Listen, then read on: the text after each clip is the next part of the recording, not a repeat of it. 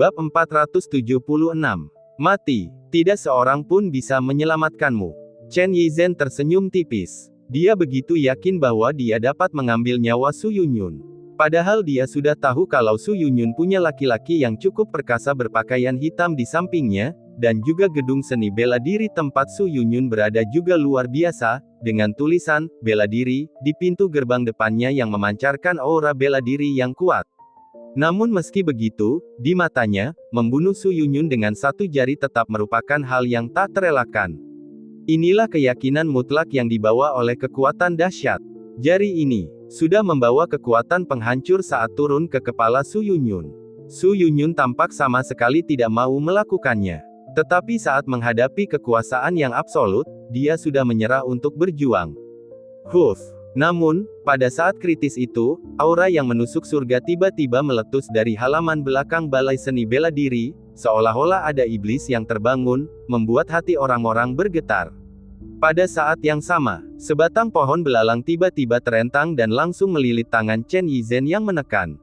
Apa? Merasakan kekuatan dari cabang pohon ini, suara yang tidak dapat dipercaya keluar dari mulut Chen Yizhen. Bagaimana pohon ini bisa bercabang? Memiliki kekuatan yang begitu besar. Itu benar-benar membuatnya tidak dapat melepaskan diri. Akan tetapi, sebelum keterkejutannya sirna, cabang pohon yang melilit itu mengirimkan kekuatan yang bahkan lebih besar sehingga ia sama sekali tidak mampu menahannya. Dalam sekejap, Chen Yizhen beserta seluruh tubuhnya ditarik menuju halaman belakang aula seni bela diri. Dan Su Yunyun yang tadinya mengira dirinya akan mati, tiba-tiba membelalakkan matanya saat itu juga, terkejut dengan pemandangan yang tak dapat dipercaya ini. Dia buru-buru mengejarnya ke halaman belakang.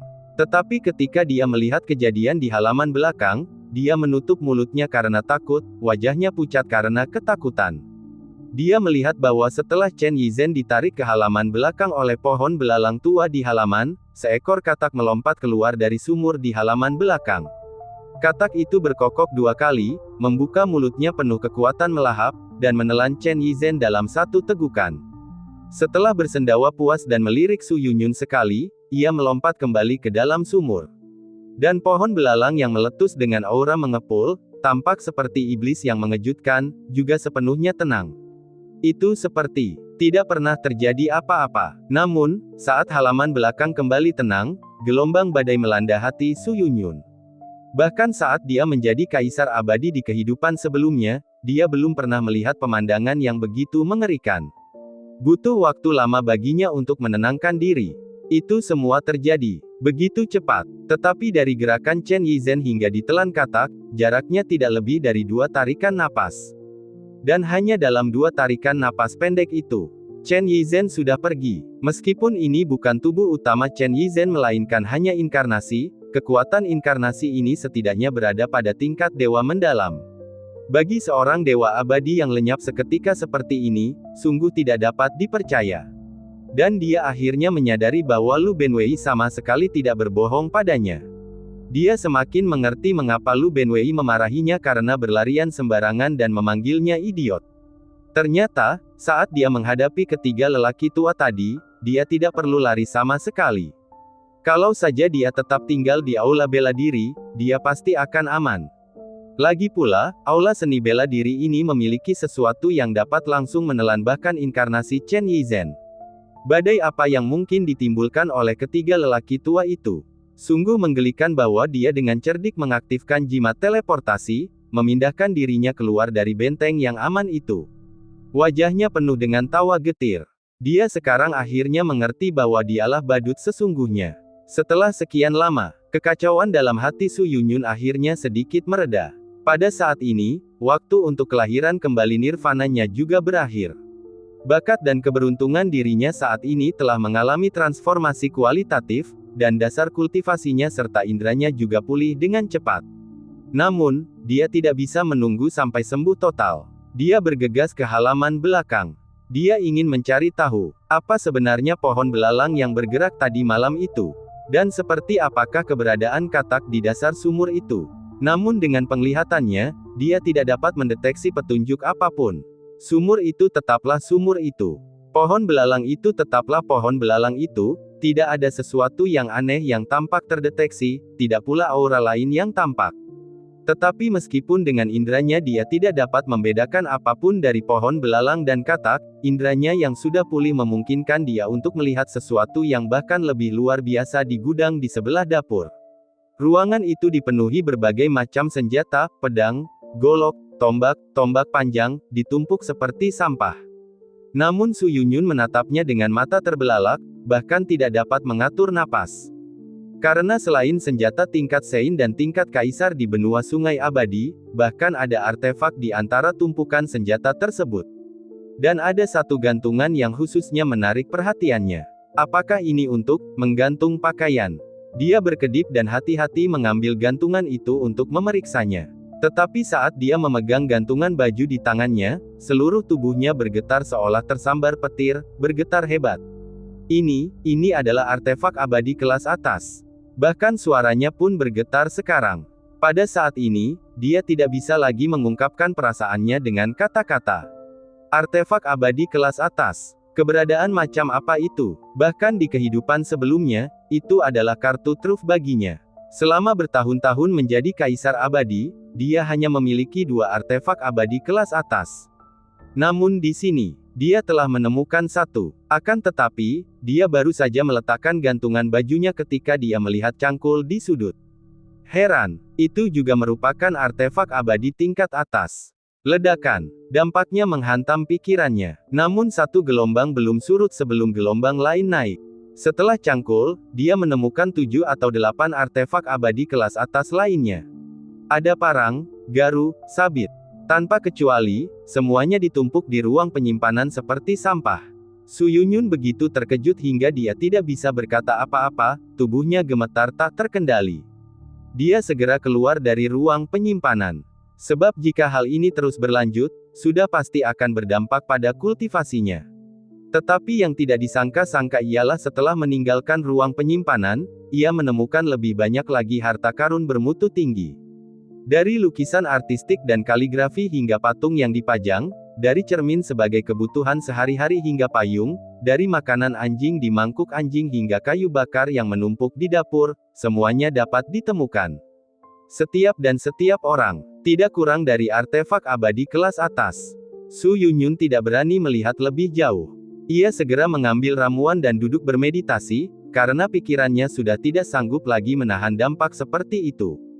Beberapa waktu kemudian, dia akhirnya membuka matanya lagi, dan hatinya agak tenang.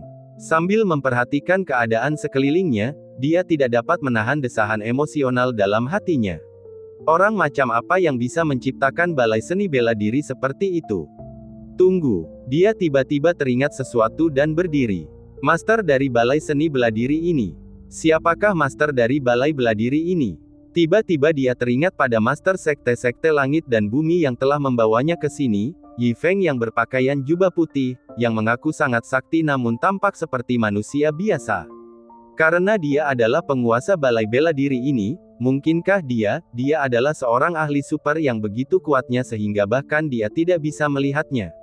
Ledakan. Saat memikirkan hal ini, suara guntur meledak di benak Su Yunyun. Seluruh tubuhnya tiba-tiba membeku di tempat, seluruh wajahnya tidak berdarah. Lebih jauh lagi, mengingat bahwa Lu Benwei telah menyebutkan tentang gurunya ketika dia menyelamatkannya. Dengan menghubungkan semua informasi ini bersama-sama, ada kemungkinan besar bahwa Yi Feng sebenarnya adalah seorang ahli super.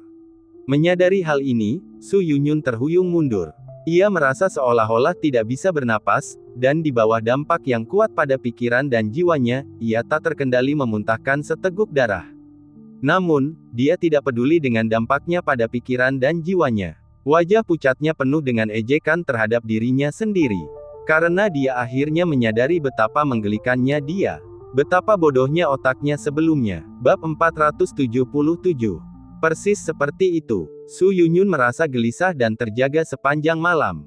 Jadi dia keluar dari aula bela diri, ingin minum teh pagi-pagi untuk menenangkan dirinya. Tetapi begitu dia mencapai pintu aula seni bela diri, dia membeku. Dengan bibir merah yang sedikit terbuka, suasana hatinya yang baru saja tenang setelah begadang semalaman menjadi bergejolak lagi. Sebab ia tiba-tiba menyadari bahwa pemilik warung mie sapi dan istrinya yang sering dikunjunginya beberapa hari terakhir ini ternyata bukanlah orang biasa sama sekali. Meskipun mereka menyembunyikannya dengan sangat baik, sekilas dia bisa tahu bahwa kedua orang ini setidaknya berada di tingkat dewa surgawi. Apa sebenarnya yang terjadi di sini? Bagaimana bisa ada begitu banyak yang abadi? Dia tampak sangat tercengang. Jika Anda menambahkan lelaki tua penggembala sapi yang ditemuinya saat memasuki kota, itu sama saja dengan mengatakan bahwa kota Pingjiang memiliki 3 orang abadi selain Yi Feng dan Skull Benwei. Bos, semangkuk mie sapi. Tepat pada saat itu, seorang lelaki tua dengan tongkat datang ke kedai mie sapi. Begitu lelaki tua ini muncul, pupil mata Su Yunyun mengecil lagi. Dia menyadari bahwa lelaki tua ini juga seorang abadi. Babi Rong, tolong sisakan setengah jin daging babi untukku nanti, dan bantu aku memilih iga babi juga. Orang tua itu duduk dan berteriak ke arah kedai daging babi di sebelah. Tidak masalah. Pria kekar penjual daging babi itu mulai memotong dengan pisaunya, dengan cekatan memotong iga babi. Su Yunyun kembali menatap dengan mata terbelalak. Tampaknya pria kekar penjual daging babi itu juga seorang abadi. Bahkan pisau penyembelihan babi di tangannya adalah artefak abadi. Namun, Porkrong saat ini bukanlah makhluk abadi terakhir yang dilihatnya. Tepatnya, setiap orang yang terlihat dari pintu aula seni bela diri tampak luar biasa. Misalnya, 2 orang tua di bawah pohon di seberang jalan, yang wajahnya merah dan sedang berdebat sengit mengenai langkah catur. 2 orang di kios sayur berdiri berhadapan secara diagonal, yang sedang menawar sebongkah tahu. Atau 2 bibi di sudut jalan tak jauh dari sana, yang sedang menyingsingkan lengan baju, menunjuk satu sama lain, dan mengumpat di atas telur. Semua orang ini merupakan eksistensi pada tingkat keabadian tanpa kecuali. Bahkan, tikus yang baru saja merangkak melalui selokan di sudut jalan tampaknya setara dengan kekuatannya saat ini. Su Yunyun sudah terlalu tercengang untuk berbicara. Di kota ini, tidak mungkin. Mungkinkah rata-rata orang di sini adalah abadi? Dengan ekspresi khawatir di wajahnya, dia bergegas melewati persimpangan jalan dan tiba di jalan lain. Mendesis. Tentu saja, seluruh jalan dipenuhi orang-orang abadi. Dia bergegas kembali ke aula seni bela diri, menutup pintu, dan mencoba menenangkan diri sambil bernapas cepat. Dia tidak bisa menahan diri untuk tidak meratap. Tempat macam apa yang dia datangi? Kota kecil yang tampak penuh suasana biasa-biasa saja ini sebenarnya memiliki banyak tuan. Yang lebih mengerikan lagi adalah di antara para makhluk abadi itu, masih samar-samar ada yang bisa dia katakan luar biasa tetapi tidak bisa mengetahui kekuatan spesifik mereka. Apa artinya ini? Itu berarti kekuatan orang-orang itu saat ini tidak kurang dari tingkat kultivasinya di kehidupan sebelumnya. Pendeknya, dia hanya ingin minum teh pagi, tetapi tidak jadi meminumnya dan akhirnya benar-benar tercengang. Tok-tok, tepat pada saat itu, ketukan terdengar dari luar. Siapa ini? Su Yunyun bertanya dengan waspada. Itu aku. Suara Yi Feng datang dari luar pintu. Apakah itu dia? Tubuh Su Yunyun bergetar. Wajahnya tiba-tiba menjadi tegang, dan dia agak takut menghadapi Yi Feng. Sambil menggigit bibirnya erat-erat, dia ragu-ragu cukup lama sebelum akhirnya membuka pintu dengan hati-hati. Di pintu, Yi Feng berdiri di sana, menunggangi pedang terbangnya. Melihat pintu terbuka, dia terbang masuk dengan pedang terbangnya. Dan ketika melihat pedang terbang itu sekali lagi, nafas Su Yunyun menjadi tergesa-gesa. Karena dengan tingkat kultivasinya yang telah pulih, dia sekarang dapat melihat dengan jelas betapa luar biasanya pedang terbang ini. Tetapi dia hanya dapat mengatakan bahwa itu luar biasa dan tidak dapat menentukan mutu spesifiknya. Ini berarti, pedang terbang di bawah kaki Yi Feng benar-benar merupakan eksistensi yang melampaui artefak abadi tingkat atas. Mendesis. Sesuatu yang melampaui artefak abadi akan berada pada tingkat artefak surgawi. Artefak surgawi. Bahkan dengan fisik Raja Surgawi 9 revolusinya, ini bukanlah sesuatu yang berani dibayangkannya. Mengingat penilaiannya sebelumnya terhadap pedang terbang ini, dia berharap bisa menemukan lubang di tanah dan merangkak ke dalamnya. Bagaimana istirahatmu? Yi Feng mengambil pedang terbangnya dan bertanya dengan lembut. Saya baik-baik saja, terima kasih, senior. Sekarang berhadapan dengan Yi Feng lagi, sikap Su Yunyun telah berubah total. Karena dia tahu dengan jelas dalam hatinya. Bahkan di puncak kariernya, dia tidak punya hak untuk bersikap sombong di depan orang ini. Baiklah, karena kamu sudah beristirahat dengan baik, mari kita bicarakan tentang bisnis yang sebenarnya. Kata Yi Feng sambil tersenyum. Silakan, senior. Su Yunyun bertanya dengan gugup. Bergabunglah dengan Sekte Langit dan Bumi dan jadilah muridku di saat yang sama. Kata Yi Feng lugas. Menjadi muridmu. Su Yunyun membelalakkan matanya, sambil menjerit keheranan. Enggan. Yi Feng mengerutkan kening. Ini tidak akan berhasil. Setelah membuang-buang waktu, dia pasti berhasil menipunya, jadi dia berkata dengan sungguh-sungguh, selama kamu menyembahku, kamu pasti tidak akan menyesalinya. Aku akan membantumu menjadi kebanggaan surga sejati, mengubahmu menjadi makhluk abadi.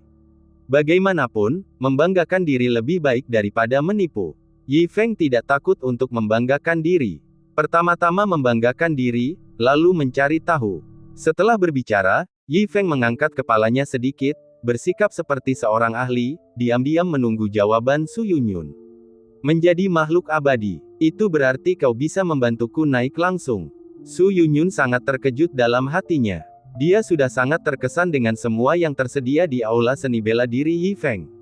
Belum lagi Yi Feng secara langsung berjanji untuk membantunya naik pangkat, itu akan lebih luar biasa lagi. Murid memberi salam kepada guru. Su Yunyun segera berlutut, memancarkan suara yang tulus. Sangat bagus. Yi Feng mengeluarkan suara puas. Tampaknya tipuannya masih berhasil. Dia bisa melihat dengan jelas bahwa sikap gadis itu terhadapnya telah berubah hari ini. Pada saat ini, suara sistem yang familiar terdengar. Ding! Selamat tuan rumah telah menerima satu murid. Kemajuan murid, 5/100. Untuk merayakan murid pertama tuan rumah setelah mendirikan sekte, hadiah berupa barang akan diberikan. Bab 478. Beberapa item hadiah. Apa saja hadiahnya? Mata Yi Feng berbinar, meskipun telah terluka oleh sistem terkutuk ini berkali-kali sebelumnya, masih ada secercah harapan di hatinya. Namun, ketika dia melihat berbagai hadiah itu, wajahnya langsung menjadi gelap. Karena hadiah-hadiah ini membuatnya terdiam. Hadiahnya ternyata berupa berbagai macam buku dari kehidupan masa lalunya. Seperti, materi ajaran wajib belajar 9 tahun, seni perang Sun Tzu, bertarung dengan Qi menjadi kuda, gerakan bela diri di kubah surga, bertarung di benua pendaratan, beternak unggas, 36 cara berbicara tentang saudari, tafsir mimpi Zhou Gong, salah satu dari 4 seni agung, seni rias wajah, dan seterusnya. Singkatnya, ada ribuan buku dari berbagai genre. Selain itu, banyak film dan animasi populer dari kehidupan masa lalunya disalin dalam bentuk kepingan giok. Apa saja karya populer dari kehidupan lampaunya, seperti Neza's Reincarnation, Journey to the West, One Punch Man, One Piece, Battle of the Ancient Wilderness, Calamity of the Witch Demon, 100,000 Wise, Naruto, dan masih banyak lagi, jumlahnya juga ribuan. Brengsek, Yi Feng langsung mengumpat. Segudang rasa frustrasi berdesakan dalam benaknya. Pada saat ini, dia berharap bisa membongkar sistem terkutuk ini. Di manakah budidaya yang dijanjikan? Di manakah pahala dari murid pertama? Apakah ini saja? Demi dewa, setidaknya berikan beberapa teknik kultivasi dan keterampilan bela diri.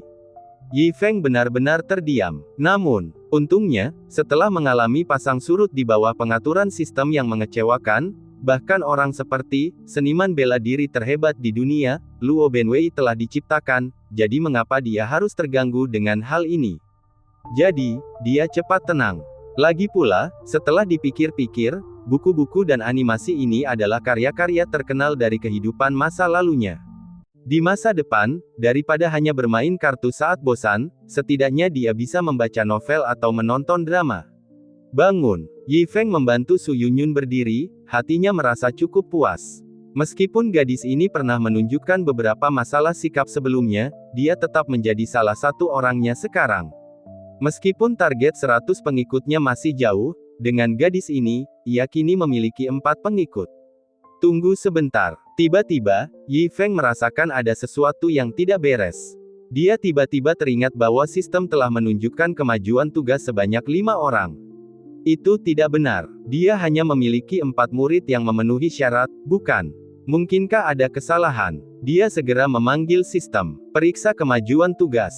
Ding! Kemajuan tugas, jumlah murid 5/100. Benarkah 5 orang? Melihat ini, Yi Feng tercengang. Meskipun ia memiliki 5 murid, Qi Yitong jelas tidak memenuhi syarat. Mungkinkah sesuatu telah terjadi pada Qi Yitong? Semakin dia memikirkannya, semakin besar kemungkinan hal itu terjadi. Tampaknya ketika dia kembali ke pulau kecil, dia harus menguji ulang bakat Qi Yitong. Namun, saat ini, dia mempunyai hal lain yang harus diurus, jadi dia berkata kepada King Huan Xiang dan Su Yunyun yang mengikutinya, "Lao King, kau bawa dia kembali ke gerbang langit dan bumi dulu." "Ya, Guru." King Huan Xiang mengangguk. "Tuan, apakah Anda tidak akan kembali?" Su Yunyun bertanya dengan cemas. "Ada beberapa teman lama yang baru pulang dari luar kota dan mengundang saya untuk makan malam. Jadi, saya berencana untuk tinggal di perguruan bela diri selama beberapa hari. Jadi, kalian semua bisa pulang lebih dulu," kata Yi Feng sambil tersenyum lembut. Pandangannya tertuju pada bangku tukang daging di seberangnya. Tentu saja, kios penjual daging babi telah dibuka kembali. Tapi, Su Yunyun ragu-ragu. Wajahnya dipenuhi kekhawatiran. Karena permusuhan antara dia dan Chen Yizhen, dan kepribadian Chen Yizhen pasti tidak akan melepaskannya begitu saja. Lebih-lebih lagi, dia bahkan mungkin datang sendiri dalam waktu singkat. Jadi, dalam situasi ini, dia tidak ingin meninggalkan perguruan bela diri, apalagi meninggalkan kota Pingjiang. Bahkan jika dia harus pergi, dia ingin Yi Feng di sisinya. Namun, Yi Feng tidak ada di sana, dan dia harus meninggalkan sekolah bela diri itu. Jika Chen Yizhen benar-benar datang sendiri, Yi Feng melirik Su Yunyun dan tersenyum tipis. Tidak menyangka gadis ini begitu pemalu. Sesungguhnya dapat dimaklumi, karena bagaimanapun juga, ketika masuk ke lingkungan baru, rasa malu tidak dapat dielakkan. Misalnya, di masa lalunya, ketika pertama kali pergi ke perguruan tinggi sendirian untuk mendaftar, dia pernah mengalami sifat pemalu seperti ini. "Tidak perlu takut," Yi Feng meyakinkan sambil tersenyum. "Ketika kamu sampai di gerbang Tiandi, ada Lao King, selain Lao King, ada juga kakak dan adikmu yang lebih senior, mereka semua sangat baik." Baiklah. Melihat ini, Su Yunyun hanya bisa mengangguk hormat. Setelah menenangkan Su Yunyun, Yi Feng tersenyum dan berjalan menuju rumah Lao Wang untuk makan malam sesuai rencana. Sementara itu, King Huan Xiang membawa Su Yunyun menuju gerbang Tiandi. Dalam perjalanan, Su Yunyun masih dipenuhi kekhawatiran. Musuhnya adalah Kaisar Abadi. Meninggalkan sekolah seni bela diri selalu membuatnya merasa tidak aman. Meskipun dia dapat melihat bahwa King Huan Xiang juga sangat kuat, tetapi bagaimanapun juga, bukan Yi Feng dan perguruan bela dirinya yang dapat memberinya rasa aman yang kuat seperti itu. Akhirnya, sebuah pulau kecil muncul di depannya. King Huan Xiang mendayung perahu dan membawanya ke pulau itu. Di atas perahu, dia memandang pemandangan sambil memperhatikan pulau itu. Meski pemandangannya bagus, namun tidak memberinya perasaan sebagai sekte yang tiada taraf seperti yang dibayangkannya. "Kita sudah mendarat," kata King Huan Xiang lembut. "Oh." Su Yunyun mengangguk ringan, menarik pikirannya, dan melangkah ke pulau itu. Namun, saat dia melangkah ke pulau itu, dia merasakan hukum langit dan bumi di sekitarnya tiba-tiba berubah. Ini ruang yang begitu padat, dan gravitasi ini juga, bahkan lebih maju dari alam abadi. Dia membelalakan matanya karena terkejut, penuh ketidakpercayaan. Sebagai seorang kultivator kaisar bela diri, dia dapat dengan mudah menerobos ruang di benua Jiang abadi, tetapi di pulau ini, bahkan melompat pun tampak sulit baginya. Bukan karena kultivasinya telah hilang, tetapi karena gravitasi dan ruang di pulau ini telah mencapai tingkat tertentu. Yang lebih mengejutkannya bukan hanya itu saja. Setelah mendarat di pulau itu, di jalan pasar kecil, dia benar-benar melihat pemandangan yang pernah muncul di kota Pingjiang sebelumnya.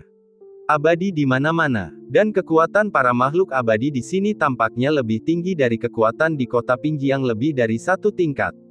Selain itu, sejak memasuki gerbang Tiandi, dia juga telah melihat banyak hal yang luar biasa. Pada saat ini, dia menyadari bahwa kekhawatirannya sama sekali tidak perlu. Dia telah sepenuhnya berpindah dari tempat yang aman ke tempat lain yang lebih aman. Hatinya akhirnya tenang. Berada di tempat ini, tampaknya 10 Chen Yizhen tidak akan mampu menggerakkan sehelai rambut pun.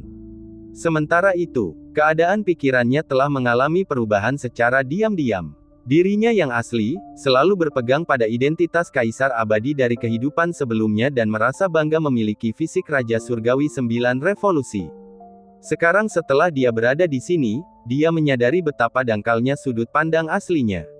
Apa itu kaisar abadi? Apa itu Chen Yizhen? Bergabung dengan Sekte Langit dan Bumi, dia akan mencapai puncak lainnya, puncak yang tidak pernah berani dia bayangkan sebelumnya.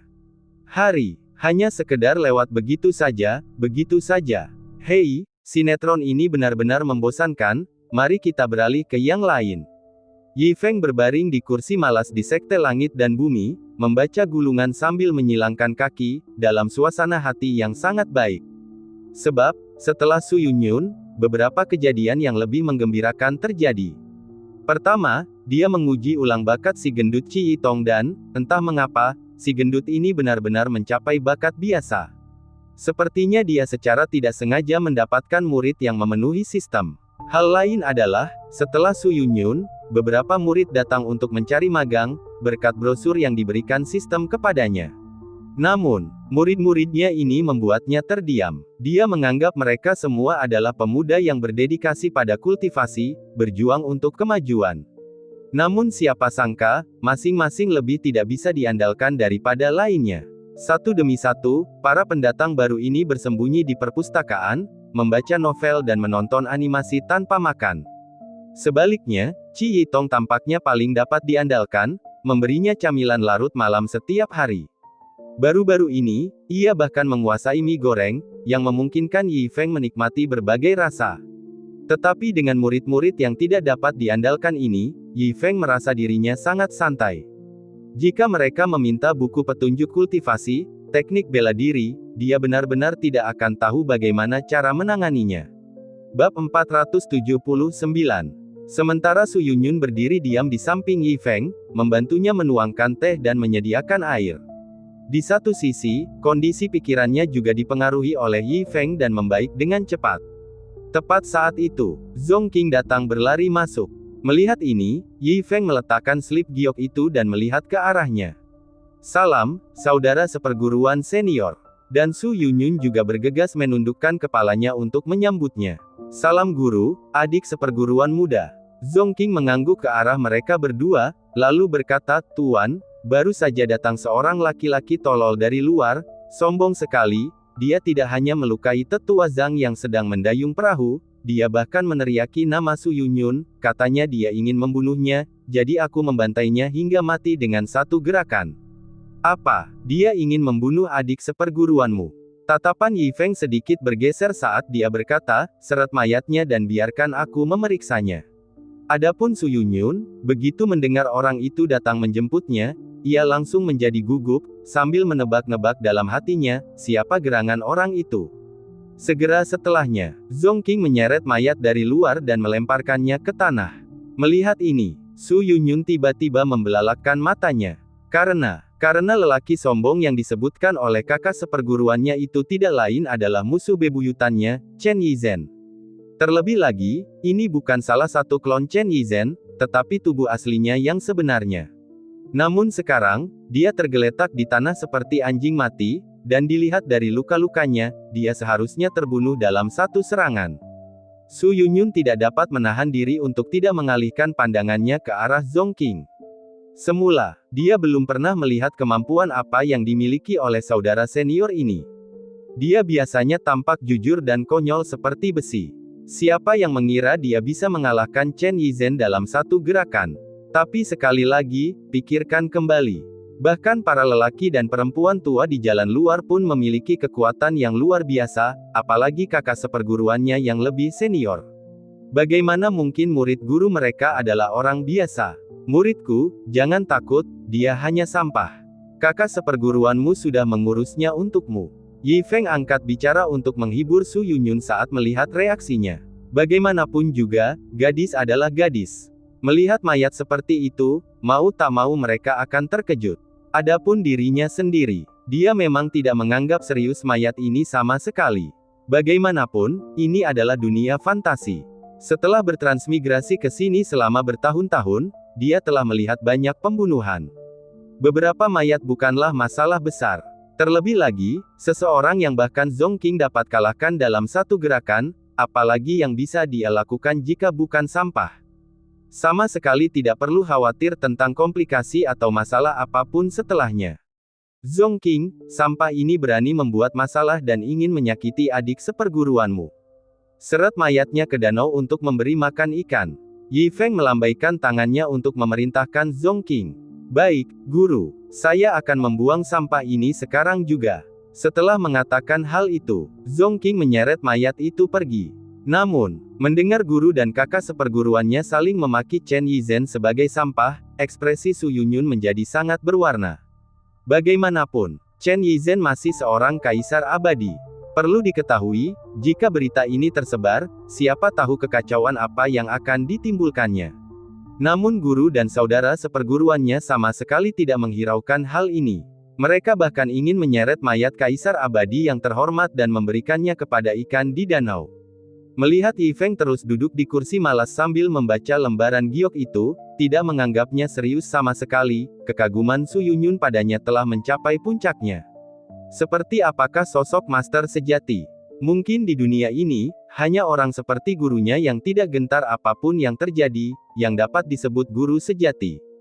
Bahkan kematian seorang kaisar abadi tidak dapat mengganggu kondisi pikiran gurunya sedikit pun. Dia benar-benar tidak tahu alam apa yang telah dicapai gurunya. Berpikir kembali, hal-hal yang ia kejar di kehidupan sebelumnya tidak ada apa-apanya. Mereka mungkin bahkan tidak terlihat oleh sang guru. Lagi pula, bahkan status dan identitasnya yang membanggakan dari kehidupan sebelumnya, kendati telah meninggal, bagi tuannya tidak ada bedanya dengan seekor ayam mati.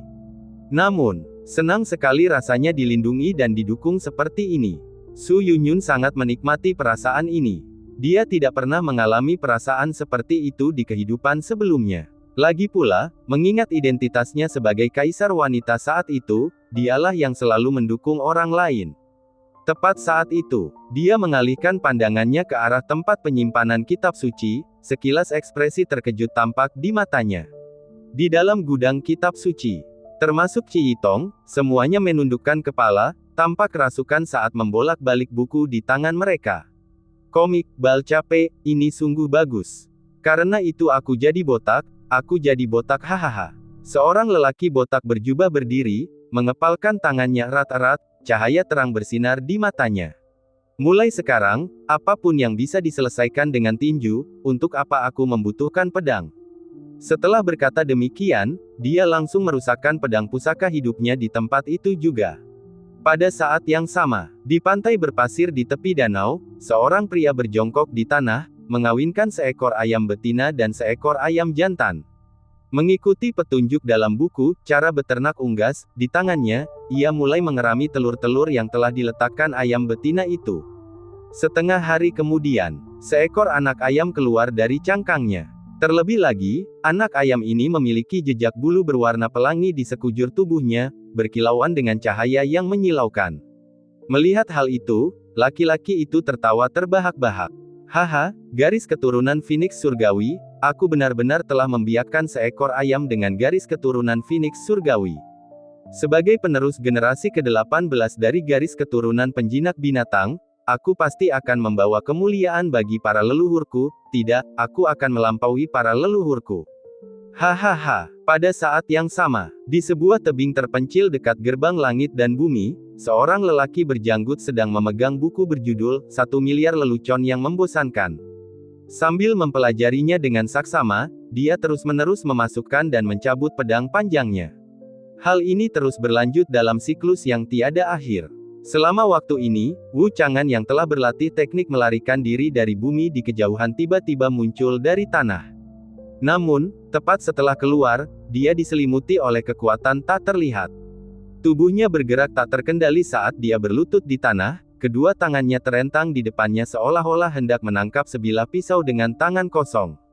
Wu Chang'an menatap dengan mata terbelalak ke arah pria berjanggut yang tengah berlatih menghunus pedang. Dia berteriak karena khawatir. Ya ampun, dia bahkan melatih keterampilan aneh ini hingga 100% efektif, mampu menangkap pedang apapun dengan tangan kosong. Bab 480. Wu Chang'an sangat terkejut. Keterampilan ini berasal dari anime parodi populer di Blue Star, dan merupakan keterampilan eksklusif dari salah satu karakter. Seperti tersirat dari namanya, setiap kali orang ini menghunus pedang, targetnya akan berlutut tak terkendali dan menerima bilah pedang itu dengan tangan kosong. Ini adalah keterampilan pengendalian super pasif. Karena peluangnya untuk mengendalikan orang adalah 100%. Dapat dikatakan bahwa meskipun keterampilan ini aneh, namun keterampilan ini dapat dianggap sebagai teknik surgawi. Bayangkan saja, kalau ada yang bekerja sama dengannya, lalu musuh dikendalikan dan menerima pisau itu dengan tangan kosong, maka saat itu juga musuh ibarat ikan di atas talenan. Waktu berlalu dengan cepat. Setengah tahun telah berlalu. Sekte Langit dan Bumi menjadi lebih hidup. Berkat keberhasilan Yi Feng merekrut 10 murid, sistem yang cukup dapat diandalkan telah menghadiahinya 30 brosur. Karena itu, dengan bantuan para penerbang ini dan para pengikut yang direkrut sebelumnya, pengikut Yi Feng telah bertambah menjadi 29. Namun, murid-murid ini tampaknya kurang berminat pada kultivasi. Tak bisa bicara, Yi Feng berbaring di kursi malasnya, melanjutkan kehidupan santainya. Tidak apa-apa juga, dia bahkan takut kalau murid-murid ini akan mengganggunya setiap hari untuk belajar kultivasi dan teknik. Xiao Xier, pergilah petik kacang hijau dan buatlah nasi goreng dengan acar kacang hijau. Kata Yi Feng kepada Qi Yitong di sampingnya. Baiklah, guru. Qi Yitong mengambil keranjang dan pergi. Dia berjalan menuju gunung belakang. Dalam perjalanan, ia bertemu dengan 4 orang lelaki berjubah hitam yang tengah berbaring santai di atas rumput, mengejar gulungan batu giok sambil memainkan bola yupa. Salam untuk 4 penjaga tampan. Qi Yitong segera memberi hormat. Ah, bocah gendut, kau masih sangat pintar. Ayo, ayo. Sang pelindung agung meliriknya dengan puas dan melambaikan tangannya. Qi Yitong melanjutkan perjalanannya. Dia kemudian bertemu dengan seorang biksu yang memegang sebuah buku. Dia telah bergabung dengan Sekte Langit dan Bumi 3 bulan lalu dan bukan murid Yi Feng. Dia mengaku sedang mencari makanan rohani dan menjadi petugas kebersihan di sekte tersebut. Namun, pada saat ini, perilakunya agak aneh. Dia berdiri dengan punggung menghadap keluar, mencari-cari di sudut. Biksu Kun Peng, salam. Qi Yitong dengan sopan menyapanya. Bagus, bagus. Si petugas kebersihan segera menyimpan buku di tangannya, merapikan jubahnya, lalu berbalik sambil mengangkat kedua tangannya dengan hikmat. Akhirnya, Qi Yitong tiba di kebun sayur di gunung belakang. Di sana, seorang pemuda mengenakan topi jerami tengah hati-hati mengurus sayur-sayurannya. Ke-14, apa yang sedang kamu lakukan?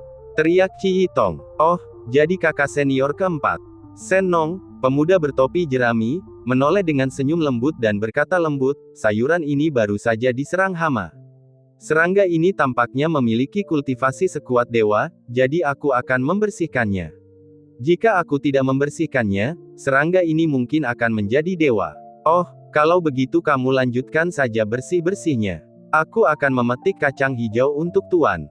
Dia ingin makan nasi goreng dengan acar kacang hijau, kata Qi Yitong. Tidak masalah. Jangan hanya mengatakan itu guru, jika ada saudara senior yang membutuhkan sesuatu, beritahu saja aku, jawab Sen Nong dengan kelembutan yang sama.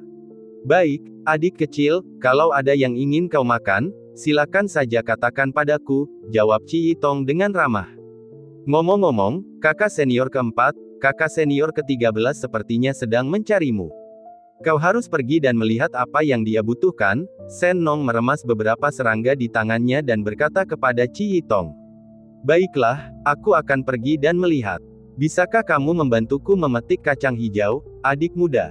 Qi Yitong, dengan kakinya yang pendek dan gemuk, segera berlari ke kejauhan. Tak jauh dari sana, seorang pemuda tengah merakit istana megah menggunakan balok-balok yang terbuat dari besi Tianxuan yang suci. Meskipun itu hanya sebuah model, orang tetap dapat menghargai kemegahannya dan berbagai desain rumit di dalamnya. 13. Apa yang membawamu ke sini? Teriak Qi Yitong. Pemuda yang merakit model itu juga memiliki tubuh yang agak gemuk. Dia menduduki peringkat ke-13 di Sekte Langit dan Bumi dan namanya adalah Zhu Jishan. Mendengar panggilan Qi Yitong, dia mendongak dan berkata, kakak senior keempat, akhirnya kau di sini. Beberapa waktu lalu, kakak senior ke-7 Jia Jiakin membesarkan sekumpulan anak ayam. Dia berkata bahwa ketika mereka tumbuh besar, mereka dapat menjadi tunggangan bagi kita, satu untuk masing-masing dari kita. Saat itu, kau sedang sibuk membudidayakan udang karang, jadi aku tidak mengganggumu. Kakak senior ketujuh menitipkan anak ayam milikmu padaku, jadi kau harus mengambilnya sekarang. Sembari berbicara, Zhu Jishan memperlihatkan 2 ekor anak ayam kecil, keduanya berbulu warna-warni. Ngomong-ngomong, kita ambilkan juga satu untuk guru, meskipun aku tidak tahu apakah dia membutuhkannya, kata Zhu Jishan. Lupakan saja tuan, jawab Chi Yitong. Saya akan langsung membawanya ke dapur dan memasaknya untuknya. Terakhir kali, ketika kakak senior ketujuh membiakkan babi mutan itu, tuan memanggangnya. Dia tidak suka hal-hal seperti ini. Benar, kalau begitu kita masak saja. Kalau tuan membutuhkannya, Anda juga bisa memasak milikku. Aku bisa meminta kakak senior ketujuh untuk mengambilkan satu lagi. Saat mengatakan itu, rasa hormat tampak di mata Zhu Jishan. Tidak perlu, satu saja sudah cukup. Kalau tidak cukup, aku bisa memasaknya untuk guru juga. Chi Yitong tersenyum dan melihat ke arah gunung, lalu bertanya, apa yang telah dilakukan adik ke-6? Sudah lama sejak terakhir kali aku melihatnya. Dia tampaknya melafalkan angka pi secara terbalik. Sejujurnya, kakak senior keempat, jika Anda punya waktu, tolong bawakan dia makanan. Matematikanya lebih sulit daripada kita, tetapi dia memiliki potensi yang jauh lebih tinggi daripada kita di bidang ini. Adik-adik junior yang akan memiliki masa depan yang cerah, dia pasti salah satunya. Tentu saja, kita juga tidak boleh terlalu rendah diri. Kita tidak boleh mempermalukan guru saat kita keluar. Zhu Jishan berkata dengan lembut. Kamu benar. Chi Yitong mengangguk dengan sungguh-sungguh, lalu berkata, baiklah, 13, kamu fokus saja pada pekerjaanmu. Aku akan kembali dan memasak untuk guru. Setelah berlari satu putaran dan mengambil keranjang, Chi Yitong sudah terengah-engah. Beruntungnya dia bertemu dengan seorang ulama yang menunggangi seekor lembu hijau. Angsa, angsa, angsa, lehernya yang melengkung bernyanyi ke arah langit. Sarjana yang menduduki peringkat ke-11 itu bernama Li Taibai.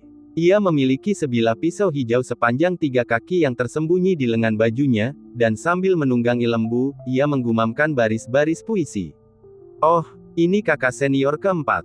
Menunggangi lembu itu bagus, tapi apakah kamu punya anggur? Sarjana itu tersenyum ramah. Bisakah kau melupakan kakak senior keempatmu? Chi Yitong menatapnya dengan pandangan meremehkan dan melemparkan labu ke arahnya. Anggurnya enak, anggurnya enak. Sarjana itu membuka tutupnya dan menghirupnya, memperlihatkan ekspresi mabuk. Dia mengulurkan telapak tangannya dan menarik Chi Yitong ke atas seekor banteng hijau. Banteng hijau itu berjalan perlahan menuju dapur. Tidak lama setelah itu, semangkuk nasi goreng harum dengan kacang hijau disajikan. Yi Feng merasa cukup puas.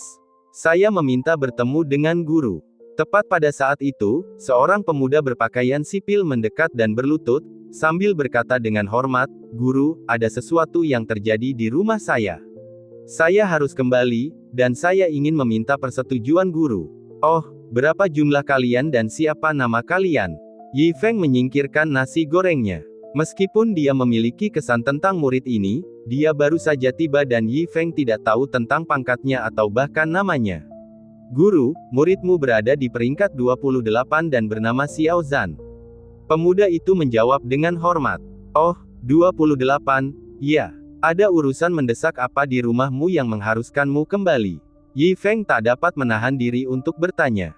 "Tuan, ada kontrak pernikahan di keluargaku, tetapi calon pengantin wanita menganggap penurunan status keluargaku tidak menguntungkan dan menganggap bakatku tidak memadai.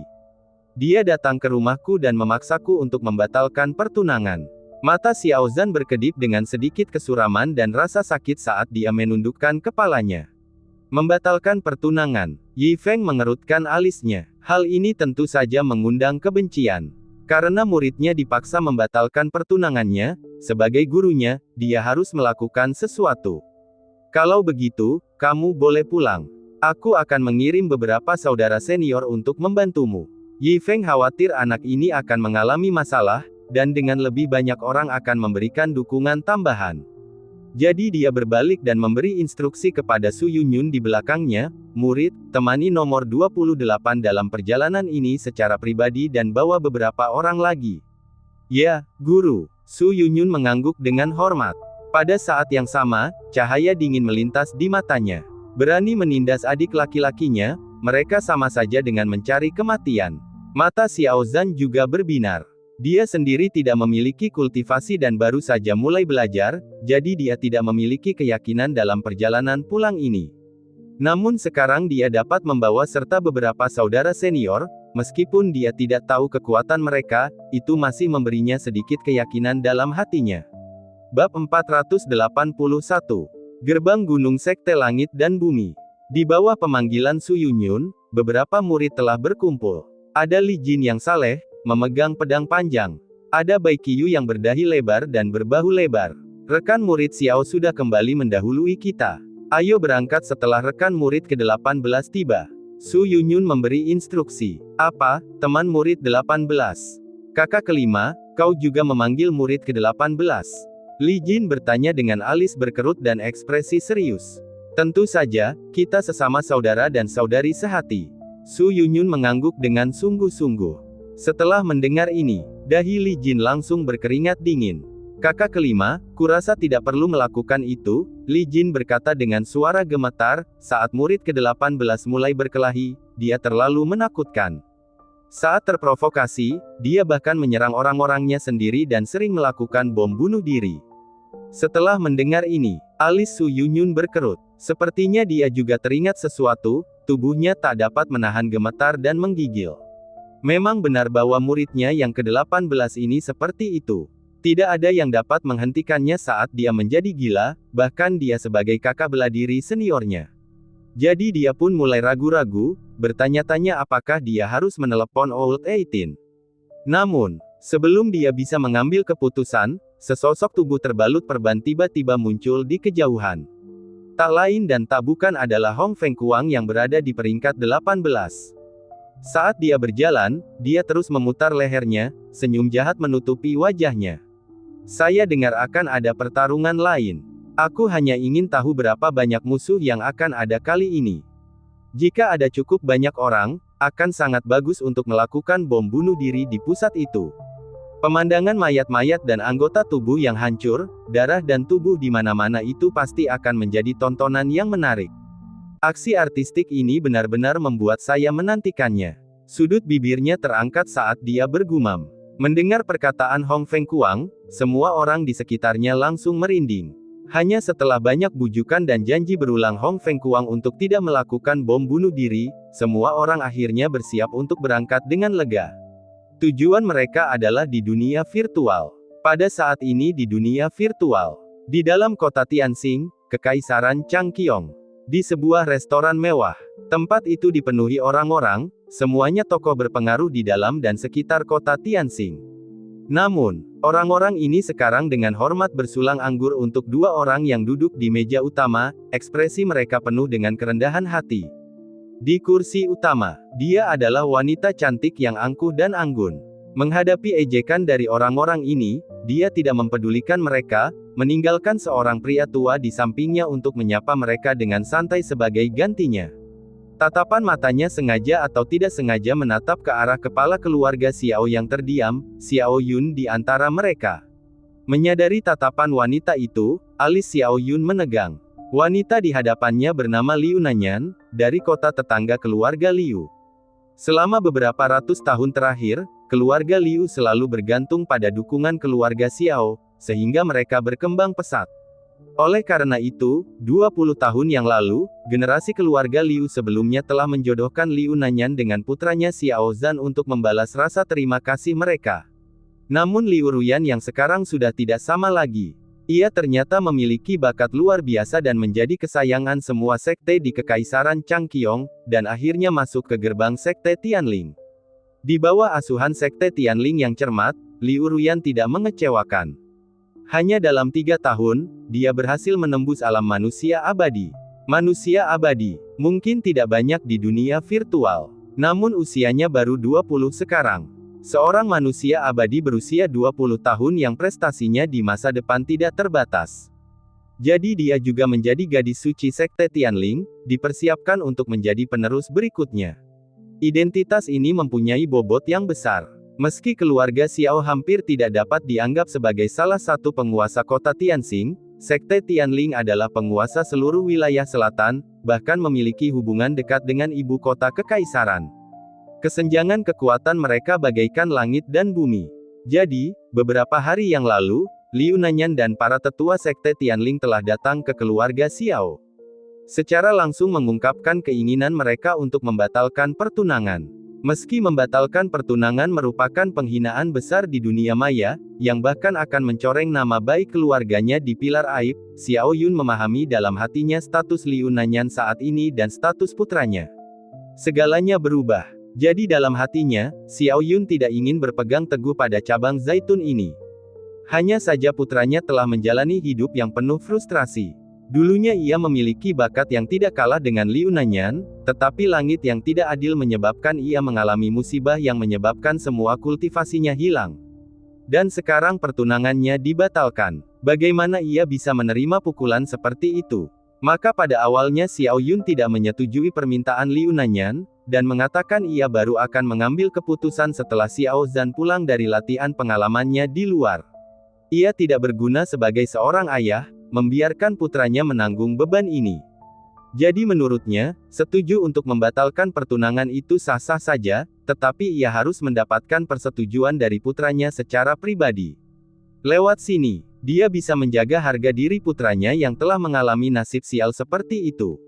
Itulah satu-satunya hal yang dapat ia lakukan sebagai seorang ayah. Yang tidak disangka-sangkanya adalah, hari ini Liu Nanyan ternyata menyelenggarakan pesta perjamuan ini secara misterius, bahkan mengundang keluarga lain dari kota Tianxing sebagai tamu. Xiao Yun merasa ada sesuatu yang salah. Dia punya firasat bahwa ini masalah ditujukan kepada keluarga Xiao. Lagi pula, Sekte Tianling dan Liu Ruyan sama sekali tidak perlu mengundang orang-orang ini. Baiklah, berhenti minum sekarang. Liu Ruyan menatap kerumunan yang sedang bersulang, sekilas ketidaksabaran terlihat di matanya saat dia minum dengan suara rendah. Mendengar kata-katanya, kerumunan yang tadinya riuh langsung terdiam, kembali duduk dengan malu-malu. Suasana hening memenuhi tempat itu. Liu Ruyan bertukar pandang dengan pria tua di sampingnya. Pria tua itu mengangguk, lalu mengalihkan pandangannya ke Xiao Yun. Kepala keluarga Xiao, apakah kau sudah mempertimbangkan masalah pembatalan pertunangan gadis suci dan putramu? Tanya tetua itu. Alis Xiao Yun berkerut, urat-urat di dahinya berdenyut hebat. Cangkir di tangannya meledak dengan keras. Seperti yang diharapkan. Bagaimanapun juga, mereka menargetkan keluarga Xiao. Apa? Membatalkan pertunangan. Melihat ini, kekuatan lain di kota Tianxing langsung melemparkan pandangan aneh ke arah Xiao Yun, memperlihatkan rasa bangga dan bangga. Setelah pertunanganmu dibatalkan, mari kita lihat wajah seperti apa yang masih dimiliki keluarga Xiao di kota Tianxing. Awalnya kami tidak berani mendekati kalian karena hubungan kalian dengan keluarga Liu. Jadi, kalian hanyalah eksistensi terabaikan dari keluarga Liu. Senyum sinis terus-menerus terdengar di antara kerumunan. Melihat tatapan agresif di sekelilingnya, tinju Xiao Yun berderit karena terkepal erat saat amarah memenuhi hatinya. Namun, ia dengan paksa menelan seteguk darah yang bergolak. Bukankah dia hanya menunggu Xiao Zhan kembali? Dia tidak pernah mengatakan tidak ingin membatalkan pertunangan. Namun Liu Ruyan menggunakan kekuatan lain untuk memaksanya. Dia sungguh kejam. Ayah, apakah kamu baik-baik saja? Pada saat ini, seorang pemuda yang gelisah menyerbu masuk dan dengan cepat membantu Xiao Yun. Dia adalah Xiao Zhan, yang bergegas kembali dari Sekte Langit dan Bumi. Bab 482. Hai, sampah telah kembali. Haha, ini memang pemborosan. Melihat Xiao Zhan muncul, banyak orang membuat suara-suara meremehkan, menunggu untuk menonton pertunjukan itu. Dan ketika Liu Ruyan melihat pemuda itu muncul, dia juga mengangkat kepalanya untuk melihat. Dia memandang tunangannya yang belum pernah dia temui sebelumnya. Namun, setelah hanya meliriknya sebentar, dia tidak lagi terlalu memperhatikan. Sebaliknya, dia berkata dengan datar, "Sekarang kamu sudah kembali, tolong buat keputusan dengan cepat." Mendengar ini, Xiao Zhan menggertakkan giginya erat-erat dan menatap Liu Ruyan, lalu bertanya dengan berat, "Nona Liu, meskipun kita telah bertunangan sejak kecil, aku belum pernah melihatmu sebelumnya. Bahkan jika kamu memiliki prestasi besar di masa depan, Aku, Xiao Zhan, tidak pernah menginginkanmu atau memiliki perasaan apapun padamu. Jadi, bahkan jika kita harus memutuskan pertunangan ini, aku tidak keberatan.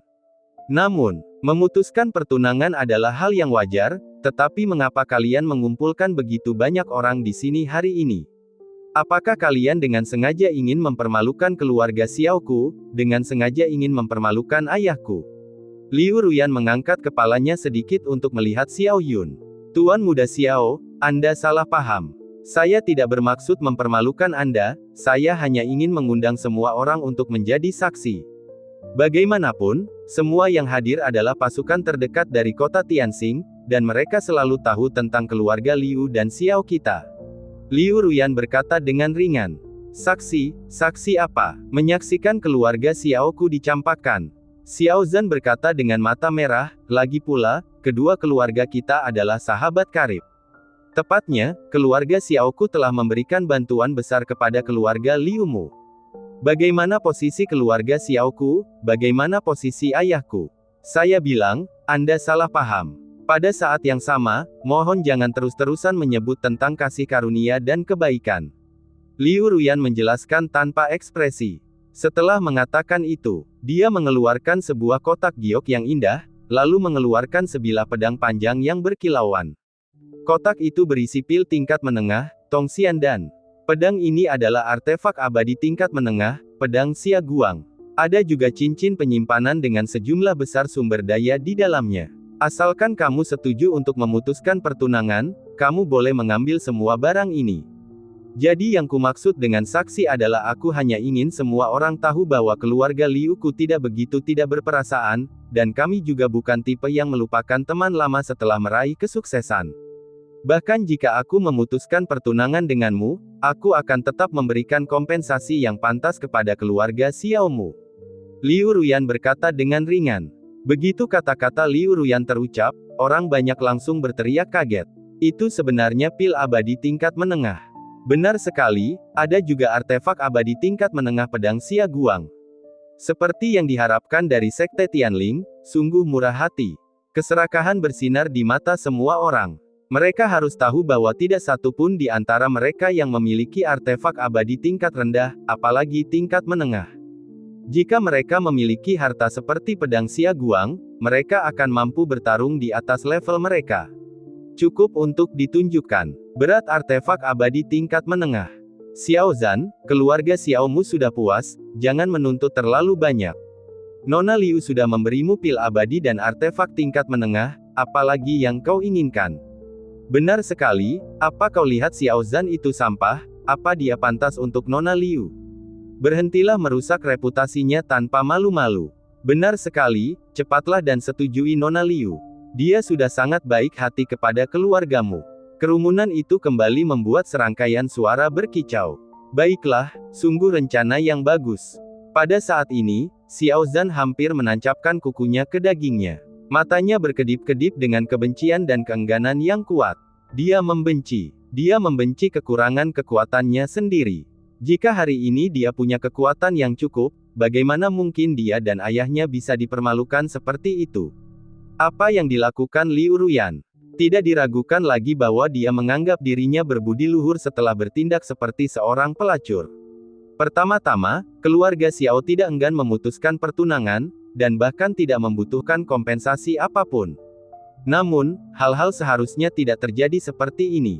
Sambil menginjak-injak keluarga Xiao, Liu Ruyan juga ingin membuat keluarga Liu-nya terlihat baik. Pernikahan ini, tidak akan kuputuskan. Xiao Zhan menyampaikan suaranya melalui giginya yang terkatup, satu kata setiap kalinya. Satu-satunya hal yang dapat dia lakukan adalah ini. Bahkan jika dia meninggal, kalau pernikahan ini dibatalkan, keluarga Xiao tidak akan pernah bisa tegak berdiri di dunia maya, dan ayahnya serta seluruh keluarga Xiao akan terus-menerus hidup dalam olok-olokan orang lain seumur hidupnya. Mata Liu Ruyan menyipit. Apakah kamu tidak puas dengan apa yang kuberikan padamu? Tanyanya dengan berat. Tekanan kuat menyapu Xiao Zhan. Aku tidak membutuhkan barang-barangmu, tapi aku menolak untuk memutuskan pertunangan. Menghadapi tekanan Liu Ruyan, sosok Xiao Zhan yang lemah menyampaikan suara tegas. Liu Ruyan mendengus dingin. Aku tahu kau merasa sangat tidak rela. Masalah ini memang memalukan bagi keluarga Xiaomu. Namun, kau harus mengerti bahwa dunia ini adalah tempat di mana yang kuat dihormati, tidak adil sejak awal. Jika kita bertukar tempat hari ini, dan bakat bawaanmu jauh melebihi milikku, kau bisa datang ke Sekte Tianlingku untuk memutuskan pertunangan, dan aku, Liu Ruyan, tidak akan bisa berkata apa-apa. Lalu mengapa kamu masih saja berhayal? Mendengar ini, Xiao Zhan menggertakkan giginya dengan getir, dipenuhi kebencian dan keengganan atas kurangnya kekuatannya sendiri. Betapa ia berharap bisa bertukar posisi sekarang dan menginjak-injak Liu Ruyan di bawah kakinya. Apakah kamu benar-benar ingin membuktikan dirimu? Melihat penampilan Xiao Zhan, Liu Ruyan berkata tanpa ekspresi, aku bisa memberimu kesempatan untuk membuktikan dirimu. Tentu saja, hal ini terutama karena hubungan sebelumnya antara kedua keluarga kita. Aku tidak ingin hal ini menjadi terlalu memalukan. Jadi aku akan memberimu waktu 3 tahun. Aku akan menunggumu di Sekte Tianling selama 3 tahun. Jika kau menjadi lebih kuat dariku, aku, Liu Ruyan tidak akan memutuskan pertunangan ini, dan bahkan akan melayanimu sesuai keinginanmu. Tetapi jika kau gagal mengalahkanku, aku akan membatalkan pertunangan kita di depan umum.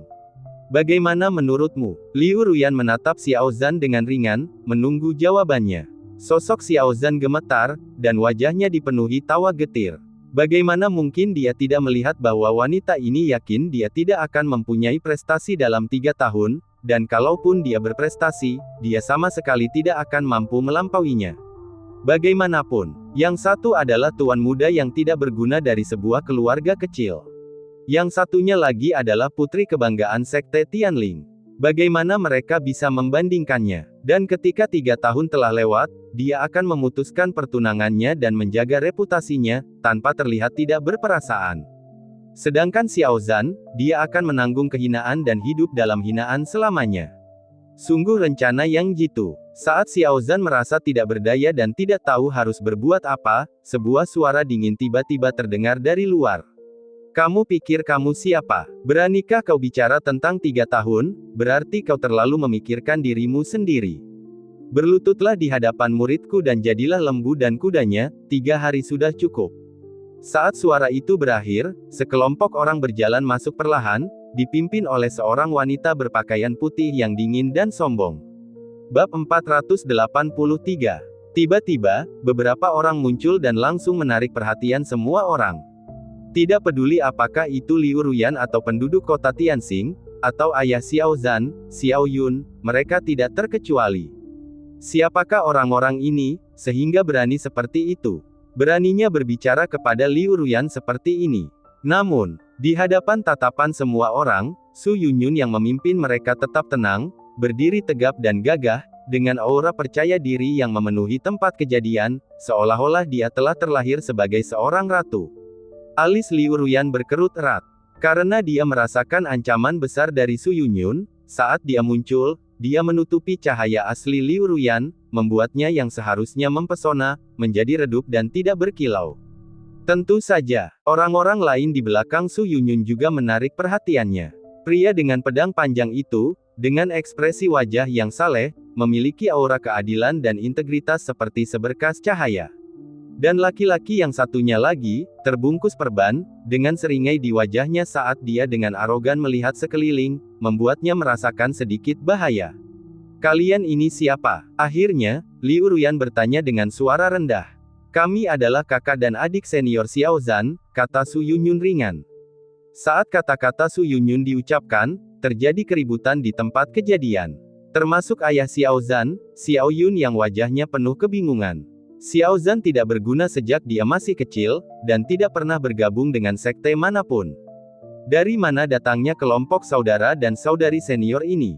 Kamu berbicara begitu arogan, aku pikir kamu orang penting. Mendengar jawaban itu, Liu Ruyan langsung merasa rileks, sudut bibirnya terangkat, dan dia mencibir, ternyata itu hanya kakak-kakaknya. Penghinaan di mata Liu Ruyan tidak tersamarkan. Dia tahu betul orang macam apa Xiao Zhan itu. Sekte besar manakah yang mau menerima Xiao Zhan?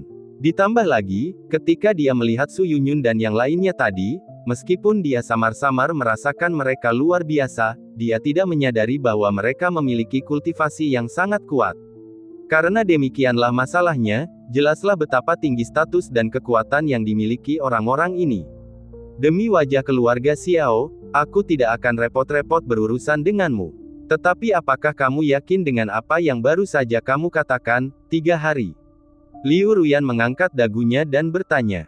Menantangnya dalam 3 hari, dia menganggapnya sebagai lelucon. Namun, jika dia dapat menyelesaikan masalah ini lebih awal dengan mempersingkat waktu menjadi 3 hari, mengapa tidak?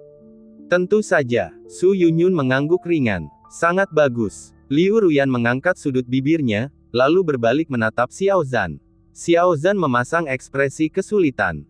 Setelah menggertakkan giginya dan berpikir sejenak, dia akhirnya mengangguk tegas pada Liu Ruyan.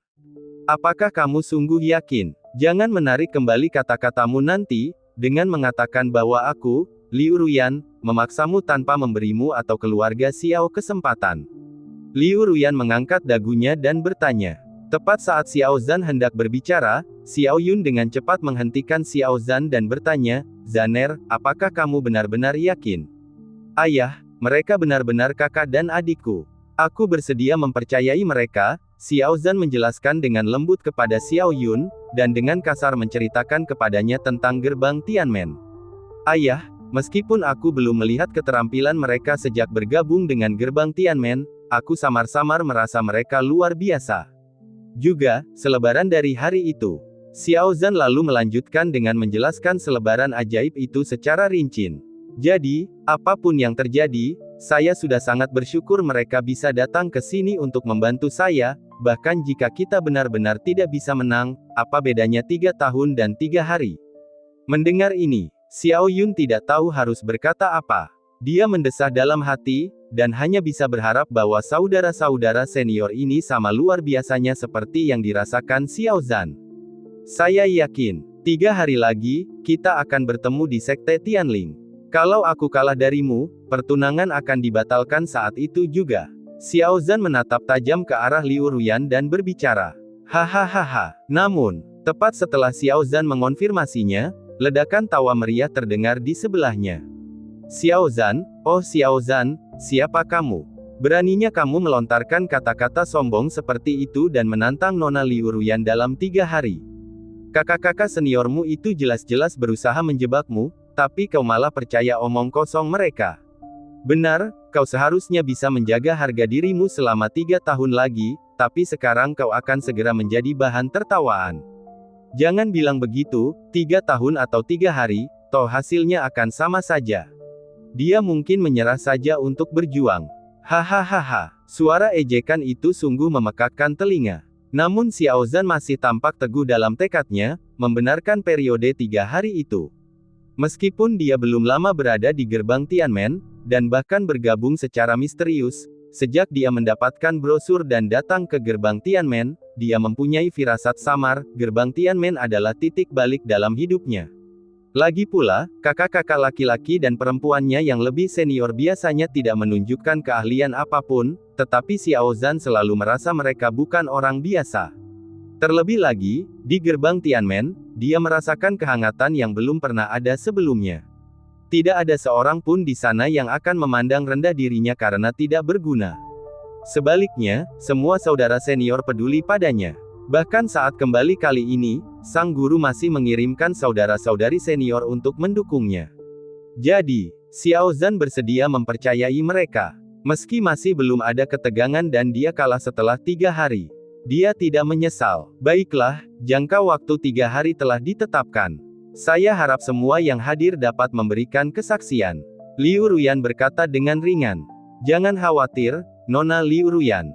Kita semua adalah saksi. Xiao Zhan lah yang dengan arogan bersikeras mengubah 3 tahun menjadi 3 hari, bukan karena Anda memaksanya. Benar, Nona Liu Ruyan baik dan benar hari ini. Merekalah yang tidak menghargai kebaikan. Setelah dia kalah dari Nona Liu Ruyan dalam 3 hari dan pertunangannya dibatalkan, hanya dirinya sendiri yang harus disalahkan. Terima kasih semuanya. Liu Ruyan tersenyum tipis, melirik Su Yunyun dan yang lainnya, lalu pergi bersama tetua itu. Setelah itu, warga kota Tianxing juga pergi dengan ekspresi mengejek. Setelah mereka pergi, berita bahwa Xiao Zhan yang tidak berguna dari keluarga Xiao akan menantang Liu Ruyan dalam 3 hari menyebar ke seluruh kota Tianxing, dan kemudian menyebar ke tempat lain. Tak lama kemudian, seluruh wilayah selatan mendapat berita itu. Itu sudah menjadi bahan tertawaan di kalangan masyarakat. Dan pertunjukan yang begitu bagus, orang-orang yang gemar menyaksikan keseruannya tentu saja tidak ingin melewatkannya. Sejumlah besar orang berbondong-bondong ke Sekte Tianling, menantikan pertunjukan dalam 3 hari. Keluarga Xiao, kakak kelima, mengapa kau membuang waktu berbicara begitu banyak dengan sampah-sampah itu? Bukankah seharusnya kita langsung saja mencabik-cabik mereka? Hong Fengkuang bertanya dengan ekspresi muram. Bagaimanapun, ini adalah urusan adik junior. Dia harus menyelesaikannya sendiri, kata Su Yunyun lembut. Karena jika hal itu tidak diselesaikan oleh Xiao Zhan sendiri, maka sudah pasti akan meninggalkan simpul di hatinya dan mempengaruhi kultivasinya di masa mendatang. Bukankah itu berarti tidak ada pertarungan sama sekali? Hong Fengkuang bertanya lagi. Tidak harus. Tergantung apakah mereka bersedia menepati janji setelah 3 hari, dan menjadikan Liu Ruyan sebagai lembu dan kuda adiknya. Su Yunyun berkata, jika tidak, maka kau bisa menghancurkan Sekte Tianling.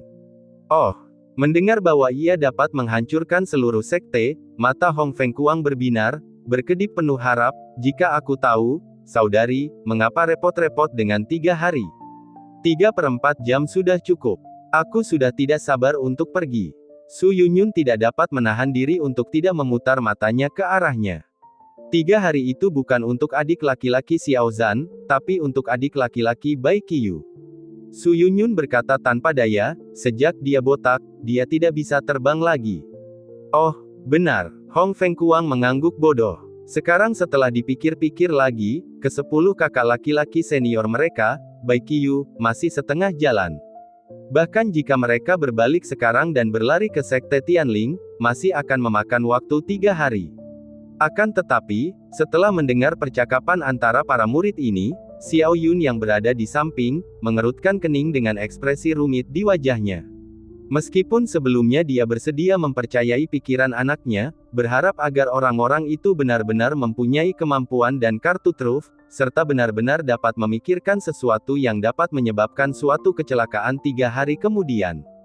Tetapi sekarang, semakin dia mendengarkan, semakin salah kedengarannya. Mereka akan membutuhkan waktu 3/4 jam lagi, ini tidak masuk akal. Jadi dia buru-buru menarik putranya Xiao Zhan ke samping. Zaner, apakah kau yakin teman-teman muridmu ini bukan penipu? Saat mereka berbicara, saya merasa seperti ada sapi yang terbang di langit. Xiao Yun bertanya dengan ekspresi khawatir di wajah. Bab 484. Xiao Zhan menundukkan kepalanya dengan ekspresi sulit di wajahnya. Meskipun dia memiliki firasat yang sangat kuat, saudara-saudari senior ini mungkin sangat kuat. Akan tetapi, bagaimanapun juga, dia belum pernah melihatnya sebelumnya. Jadi sejujurnya, dia benar-benar tidak percaya diri. Bagaimanapun, bagaimana mungkin dia, seorang yang tidak bisa berkultivasi, bisa mengalahkan Liu Ruyan, seorang yang berada di alam abadi, apalagi dia yang merupakan kartu terbawah dari keluarga Liu, dalam 3 hari. Kesenjangannya terlalu besar. Begitu hebatnya, hingga setelah tenang dia pun tidak berani membayangkannya. Dia tidak dapat menahan diri untuk tidak melihat ke arah Su Yunyun juga, berusaha untuk bertanya, kakak senior, bolehkah aku bertanya apakah kamu benar-benar punya cara untuk membuatku mengalahkan Liu Ruyan dalam 3 hari? Adik junior, kenapa khawatir?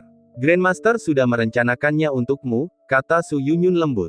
Sebelum Grandmaster pergi, dia memberiku buku ini dan secara khusus menyuruhku untuk membiarkanmu membaca buku ini lebih banyak dan merasakan tokoh utama buku ini. Saat dia berbicara, cincin penyimpanan Su Yunyun bergetar. Salinan Fight Key Become Horse muncul di tangannya. Sebuah buku yang diberikan oleh Grandmaster. Melihat buku ini, Xiao Zhan tidak dapat menahan diri untuk bertanya, lalu bagaimana aku harus memanipulasi buku ini? Atau apakah buku ini merupakan keterampilan bela diri yang kuat? Tetapi dengan caraku sekarang, bahkan jika itu adalah seni bela diri yang kuat, tidak mungkin aku bisa mempelajarinya dalam 3 hari. Adik laki-laki akan tahu cara menggunakannya begitu dia melihatnya, kata Su Yunyun ringan.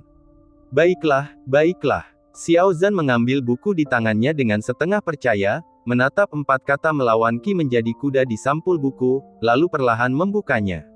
Xiao Yun yang berada di samping, sudah putus asa, mendesah putus asa dengan ekspresi dekaden di wajahnya. Sebuah buku. Bagaimana itu bisa membantu putranya mengalahkan Liu Ruyan dari alam abadi dalam 3 hari ketika dia tidak berkultivasi? Ia sekarang hanya berharap bahwa setelah 3 hari berlalu, putranya akan mampu menahan pukulan itu dan tetap hidup dengan kuat. Hahaha. Akan tetapi, di samping kesedihannya, suara tawa yang menggelegar bagaikan guntur tiba-tiba meledak di telinganya. Ketika menoleh ke samping, dia mendapati putranya yang tengah membaca di sampingnya sambil tertawa terbahak-bahak sambil meraung-raung, seluruh tubuhnya gemetar berkali-kali. Hahaha, betapa hebatnya, 30 tahun di sebelah timur sungai, 30 tahun di sebelah barat sungai, jangan ganggu kaum muda dan miskin, saya mengerti, saya sepenuhnya mengerti. Melihat ini, jantung Xiao Yun berdebar kencang. Mungkinkah putranya tidak mampu menahan tekanan luar biasa itu dan menjadi gila? Namun saat ia baru saja memikirkan hal itu, aura dahsyat tiba-tiba meletus dari tubuh Xiao Zhan. Dia menatap dengan mata terbelalak dari samping.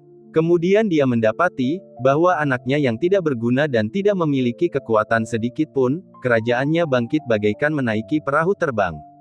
Seniman bela diri, raja bela diri, leluhur bela diri, santo bela diri, manusia abadi. Apaan nih? Melihat kejadian itu, kedua kaki Xiao Yun terjepit, mulutnya terbuka, menjerit bagaikan bebek kering. Kenaikan instan. Apakah putranya yang terbuang itu benar-benar naik pangkat secara instan? Pemandangan di depan matanya menyerbu pikiran Xiao Yun, menggelegar bagaikan guntur dalam benaknya. Namun, alam Xiao Zhan tidak berhenti setelah mencapai alam manusia abadi, tetapi terus melambung liar. Manusia abadi, bumi abadi, surga abadi, akhirnya berhenti setelah naik ke alam abadi emas. Selama kenaikannya, berbagai energi mengamuk dan bergolak liar di dalam dirinya, dan semua yang ada di ruangan itu hancur berkeping-keping. Di langit, awan gelap pun berkumpul, dan berbagai awan kesengsaraan mulai berkumpul. Untungnya, pada saat kritis itu, Su Yunyun melambaikan tangan gioknya, sepenuhnya melindungi dan mengisolasi Xiao Zhan dalam satu ruang, sehingga awan guntur di langit pun menghilang tanpa menimbulkan gangguan besar. Melihat kejadian ini, mulut Xiao Yun terbuka lebar, dan hatinya bergetar hebat. Dia tidak bisa lagi mengungkapkan perasaannya dengan kata-kata. Sayang, sangat disayangkan bahwa saudara muda ke-28 hanya naik ke alam abadi emas karena tidak berkultivasi terlalu lama. Li Jin tidak dapat menahan diri untuk tidak menghela napas menyesal ketika melihat aura Xiao Zhan berhenti. Namun, kalimatnya yang santai hampir membuat Xiao Yun yang baru saja mengatur napas, terkena stroke. Apa maksudmu dia hanya naik ke alam abadi emas? Pernyataan ini sungguh sok. Ekspresi kekalahan di wajah Xiao Zhan pun sirna, merasakan kekuatan dahsyat yang belum pernah terjadi sebelumnya di tubuhnya, wajahnya dipenuhi dengan keyakinan yang belum pernah terjadi sebelumnya. Xiao Zhan memberi hormat kepada kakak dan adik senior, dia segera berlutut, menatap Su Yunyun dan yang lainnya dengan penuh rasa terima kasih. Adik, tidak perlu seperti ini. Sejak kau bergabung dengan Sekte Langit dan Bumi, kita sudah menjadi satu keluarga. Su Yunyun membantu Xiao Zhan berdiri dengan lembut dan berkata dengan sungguh-sungguh, lagi pula, ini semua adalah perintah dari Grandmaster. Ya, itu semua karena Grandmaster. Xiao Zhan tak dapat berhenti berpikir tentang tokoh utama dalam fight Qi Become Horse. Bukankah dia berada dalam situasi yang sama seperti dirinya? Rupanya Grandmaster sudah lama meramalkan nasibnya dan memberinya buku ini. Ini benar-benar sebuah berkah yang aku peroleh di kehidupan sebelumnya, bahwa aku, Xiao Zhan, dapat bergabung dengan Sekte Langit dan Bumi. Aku bersumpah akan setia kepada Sekte Langit dan Bumi sepanjang hidupku dan selamanya berbakti kepada Grandmaster. Berbicara mengenai hal ini, Xiao Zhan tak kuasa menahan diri untuk teringat pada pemuda yang berbaring di kursi malas sambil menonton acara TV setiap hari, sorot matanya penuh dengan rasa hormat yang dalam. Sementara itu, Xiao Yun, yang telah pulih, juga memiliki air mata mengalir di wajah tuanya. Itu benar-benar berkah dari leluhur. Air mata Xiao Yun mengalir deras. Dia tidak pernah menyangka bahwa putranya benar-benar dapat membalikkan keadaan dan bergabung dengan sekte yang begitu misterius dan kuat. Terutama Grandmaster misterius mereka, yang secara langsung membuat putranya yang tidak bisa berkultivasi menjadi Golden Immortal hanya dengan satu buku. Betapa mengerikannya basis kultivasi yang dimilikinya. Tidak heran mereka tidak menganggap serius Sekte Roh Surgawi sama sekali, berbicara tentang memusnahkannya langsung. Lucu sekali bahwa pada awalnya dia masih tidak percaya pada mereka, mengira mereka sedang membual. Sekarang tampaknya hal itu sepenuhnya disebabkan oleh keterbatasan pandangannya sendiri. Dan sekarang putranya telah mencapai tingkat kultivasi Dewa Emas, apa yang membuat Liu Ruyan itu layak diberi perhatian. Nak, biarkan ayahmu pergi bersamamu ke Sekte Roh Surgawi dalam 3 hari, dan biarkan keluarga Liu, biarkan Sekte Roh Surgawi melihat seperti apa manusia abadi berusia 20 tahun itu. Putraku Xiao Zhan ditakdirkan menjadi kaisar yang agung. Aku benar-benar menantikan bagaimana reaksi wanita itu saat dia tahu bahwa orang yang dia batalkan pertunangannya adalah seorang dewa emas berusia 20 tahun. Xiao Yun berkata dengan penuh semangat dan moral yang tinggi. Bab 485. Dalam sekejap mata, 3 hari berlalu. Sebagai tiran lokal di wilayah selatan Kekaisaran Changqiong, Sekte Tianling memiliki kekuatan dan fondasi yang luar biasa. Dikelilingi oleh pegunungan yang diselimuti kabut, para pengikut yang menunggangi pedang sesekali terbang lewat dalam kabut, memancarkan aura keabadian. Hari ini, di sini sangat ramai. Berita tentang pertempuran antara Xiao Zhan dan Dewi Tianling Liu Ruyan telah menyebar ke seluruh wilayah selatan. Jadi saat mereka mendengar berita itu, banyak orang bergegas ke Sekte Tianling tanpa henti. Tentu saja, selain menyaksikan Xiao Zhan mempermalukan dirinya sendiri, mereka juga ingin melihat sekilas keanggunan wanita suci Tianling Liu Ruyan. Di dalam Sekte Tianling, Liu Ruyan duduk bersila di atas futon, dengan aura yang tenang. Dia tampaknya tidak terlalu peduli dengan duel hari ini. Pada saat ini, seorang pria setengah baya berjalan mendekat. Ruyan, bagaimana menurutmu, apakah kamu yakin dengan pertempuran hari ini? Pria itu bertanya. Dia adalah guru Liu Ruyan, dan juga Master Sekte Tianling, Yin Tianxiong. Tuan, ini adalah pertempuran yang sudah dapat dipastikan berakhir, apa yang perlu dikhawatirkan? Kata Liu Ruyan dengan nada mengejek. Kau benar, pertanyaanku tadi tidak ada artinya. Yin Tianxiong tertawa canggung, lalu berkata lembut, Ruyan, kau tidak menyalahkanku karena membuat keluarga Liu dan keluarga Xiao menjadi seperti api dan air, kan? Guru bercanda, bahkan tanpa campur tanganmu, Xiao Zhan dan aku tidak sejalan. Lagi pula, keluarga Xiao bersikap baik kepada keluarga Liu di generasi sebelumnya. Itu urusan para tetua, tidak ada hubungannya denganku. Kata Liu Ruyan tanpa ekspresi. Selama kamu tidak menyalahkan tuanmu, itu bagus. Yin Tianxiong menghela napas dan berkata, bagaimanapun, pengaturan pernikahan denganmu membuat pangeran ketiga sangat tidak senang. Hanya dengan menunjukkan sikap yang cukup, pangeran ketiga akan merasa puas. Jadi, untuk bisa tampil memukau hari ini, saya juga diam-diam mengipasi api, dan secara terbuka mengundang semua orang untuk menonton pertarungan. Saya sangat berterima kasih, guru, kata Liu Ruyan penuh rasa terima kasih. Tidak ada apa-apanya. Tidak peduli seberapa kuat sekte kita tetap harus tunduk pada kekaisaran di atas sana. Jika kamu dapat menjalin hubungan dengan pangeran ketiga, prestasi masa depanmu akan jauh melampaui prestasimu di Sekte Tianling. Di masa depan, fondasi Sekte Tianling juga akan menjadi lebih kokoh karenamu. Kata Yin Tianxiong dengan emosional. Tenanglah, guru. Aku, Liu Ruyan, tidak akan melupakan asuhan Sekte Tianling. Kata Liu Ruyan dengan sungguh-sungguh. Senang mendengarnya. Yin Tianxiong mengangguk puas. Seolah teringat sesuatu, ia mengingatkan dengan sungguh-sungguh, juga, jangan bersikap lunak pada Xiao Zhan nanti. Bahkan jika kau menghajarnya sampai mati, itu bukan masalah besar. Meskipun pangeran ketiga tidak datang sendiri, pasti akan ada orang yang menonton atas namanya di antara para penonton. Jika kau bersikap lunak pada lawanmu dan membuat pangeran ketiga tidak senang, segalanya akan menjadi sulit. Jangan khawatir guru, saya tahu apa yang harus dilakukan. Liu Ruyan mengangguk ringan. Ayo, sudah waktunya, kita harus mulai. Kata Yin Tianxiong. Lalu mereka berdua berjalan keluar. Di kaki gunung Sekte Tianling, Su Yunyun dan para saudara bela diri senior lainnya telah tiba. Kakak senior, aku tidak perlu melanjutkan pertarungan ini. Melihat kemegahan Sekte Tianling dan banyaknya orang yang bergegas ke gunung untuk menonton pertunjukan, Xiao Zhan berkata dengan tenang. Sejak ia menjadi abadi di bumi, perspektif dan pandangan hidupnya telah berubah drastis. Apa yang disebut setan dalam dirinya tidak ada lagi. Menurutnya, tidak perlu membuktikan apapun di depan Liu Ruyan. Mustahil. Namun sebelum suaranya jatuh, Hong Fengkuang dan Xiao Yunyi segera membantah serempak. Keduanya saling memandang, dan Hong Fengkuang segera berkata, jika kamu tidak bertarung, bukankah saudara seperguruanmu akan datang dengan sia-sia? Aku berharap dapat menghancurkan Sekte Tianling. Ya, aku bertaruh besar padamu. Dengan taruhan ini, ayahmu akan menjadi sangat kaya. Jika kau tidak bertarung, bukankah taruhanku akan sia-sia? Xiao Yunyi menatap dan melanjutkan. Alasan kedua orang ini membuat Xiao Zhan terdiam. Dia mengalihkan pandangannya ke Su Yunyun. Kakak senior, bagaimana menurutmu?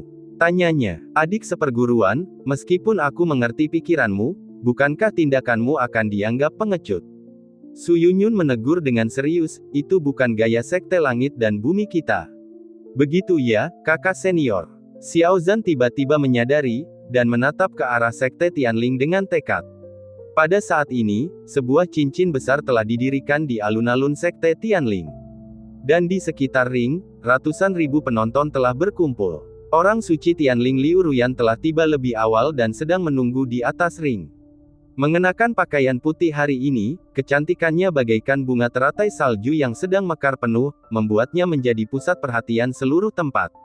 Sang Santa memang seorang Santa. Ya, di usianya yang masih muda, dia sudah sangat berbakat. Ditambah lagi penampilannya, dia benar-benar membuat orang iri. Si brengsek dari keluarga Xiao itu berani menantang Nona Liu.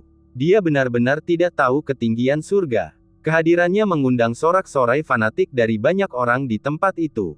Akhirnya, tibalah waktunya. Di bawah tatapan mata yang tak terhitung jumlahnya, Xiao Zhan perlahan berjalan menuju ring.